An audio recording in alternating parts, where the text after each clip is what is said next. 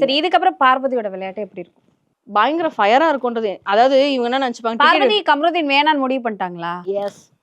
ஏன்னா நேத்து ஒரு வார்த்தை அது நம்மளுக்கு தெரியாதுங்க. இன்னும் அவங்க என்ன மைண்ட்ல இருக்காங்க. கமருதீனும் என்னைய வச்சு விளையாண்டுருக்காங்க. ஆனா இன்னைக்கு காலையில பேசினதை வச்சு சொல்றேன், அவங்க 100% பிரேக்கப்க்கு ரெடி ஆயிட்டாங்க அப்படிங்கிற மாதிரி தான் எனக்கு தோணுச்சு. நல்லா தெரிஞ்சுக்கோங்க, பார்வதி கமருதீனை கழட்டி விடல, கமருதீன் தான் பார்வதியை கழட்டி விடுறாரு.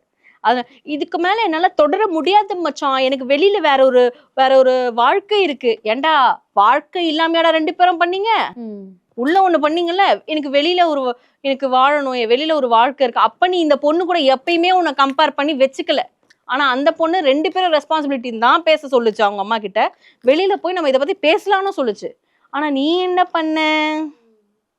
அதாவது ஆக்டர்ன்றத வந்து அவர் ப்ரூவ் பண்றாரு. அவர் வந்து பண்றது சரியா?